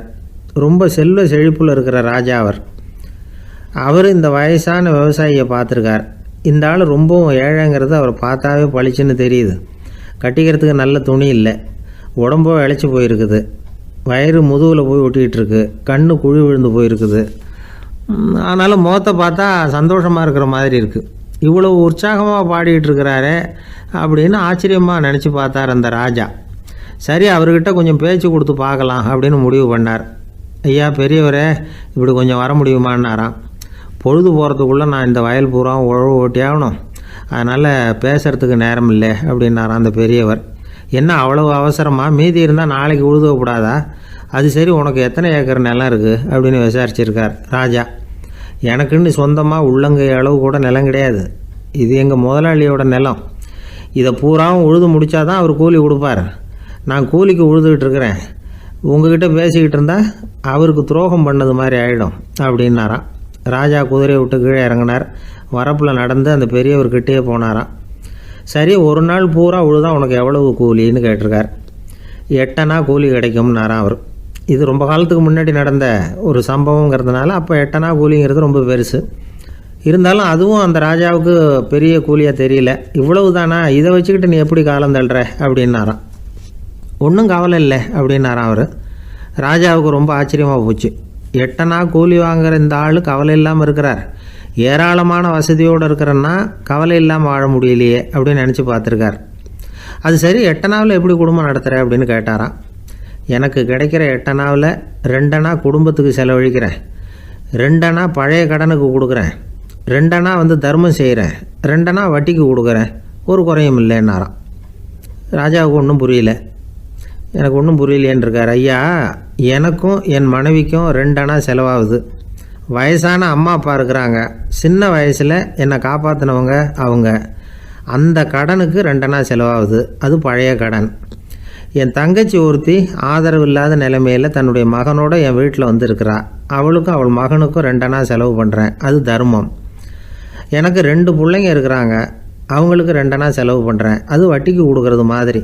பிற்காலத்தில் அவங்க எங்களை காப்பாற்றுவாங்க. அந்த வகையில் நான் திருப்தியோடு வாழ்ந்துக்கிட்டு இருக்கிறேன் அப்படின்னாராம். ராஜாவுக்கு அர்த்தம் புரிய ஆரம்பிச்சுதான்.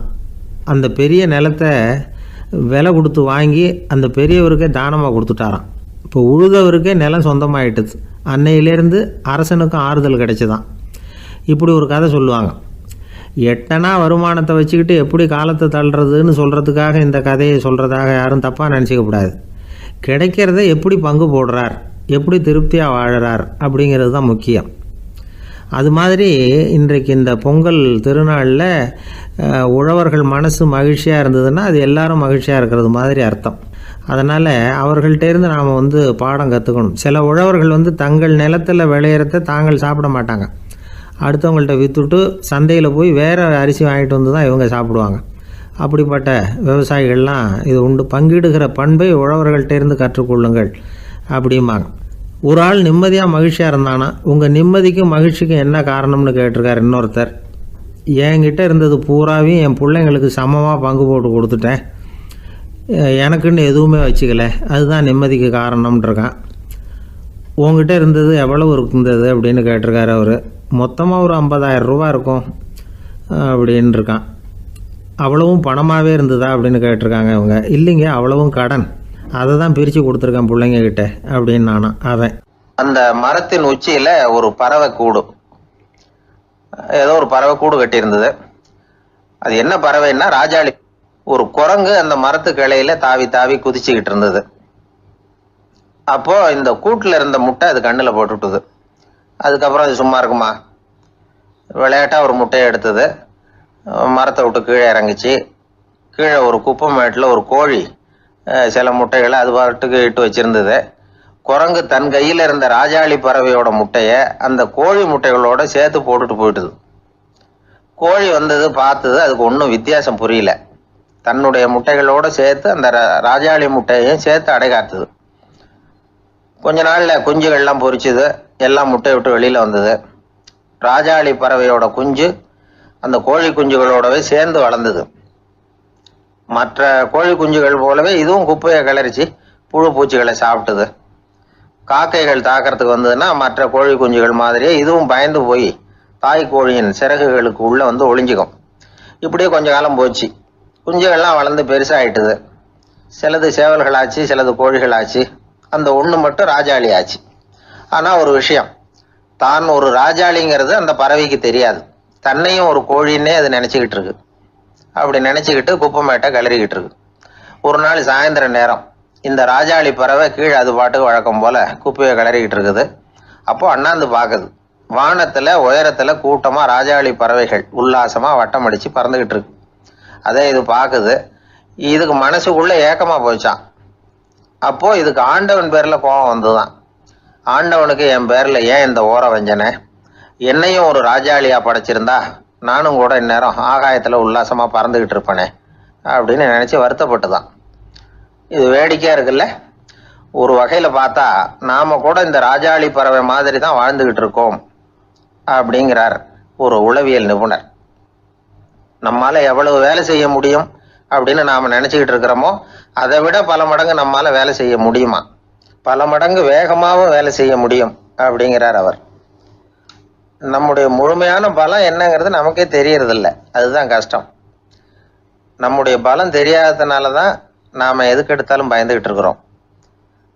ஒரு ஆள் இருந்தான், அவனுக்கு எப்படின்னா கோழியை கண்டா பயப்படுவான். ஏன் கோழியை கண்டா பயம்னா, அவனுக்கு மனசுக்குள்ள தான் ஒரு புழுன்னு நினைப்பு. தன்னை ஒரு புழுவா நினைக்கும் பொழுது, புழுன்னா கோழி கொத்தும்ல, அதனால கோழியை கண்டு பயப்பட ஆரம்பிச்சிட்டான். இவன் நடுங்கிடுவான். எதிரில் கோழி வந்ததுன்னா உடம்பு பூரா நடுங்க ஆரம்பிச்சிடும். வீட்டில் இருக்கிறவங்க பார்த்தாங்க. இவனை அழைச்சிட்டு போய் ஒரு மனநோய் மருத்துவமனையில சேர்த்துட்டாங்க. அங்க உள்ள டாக்டர் இவருக்கு சிகிச்சையெல்லாம் கொடுத்தார். ஒரு வாரம் இவனை தங்க வச்சு வேண்டிய சிகிச்சையெல்லாம் கொடுத்து மன ரீதியாக அவனை மாற்றி, சரி இனிமே நீ வீட்டுக்கு போகலாம்னு சொல்லி அனுப்பி வச்சார். வீட்டுக்கு புறப்பட்டான்.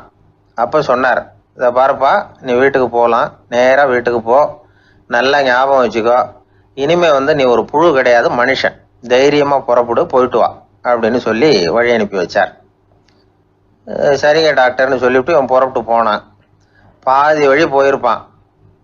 லேசா நிமிர்ந்து பார்க்கறான், எதிரில் ஒரு கோழி வந்துகிட்டு இருக்கு. அது பாட்டுக்கு சாதாரணமா நடந்து வந்துகிட்டு இருந்தது. அவ்வளவுதான், இவன் உடம்பு கிடுகிடுன்னு ஆட ஆரம்பிச்சுட்டுது. திரும்பி ஓடி வந்துட்டான். டாக்டர் கேட்டார், ஏன்பா திரும்பி ஓடி வந்துட்டேன்னு. பாதி தூரம் போயிட்டேன் டாக்டர், எதிரில் ஒரு கோழி வந்துகிட்டு இருக்குது, அதான் பயமா இருந்தது, வந்துட்டேன்னா. டாக்டருக்கு ஒரு மாதிரி ஆயிடுது. அவர் சொன்னார், இதை பாருப்பா, நான் தான் சொன்னேனே, நீ ஒரு புழு இல்லை, மனுஷன்,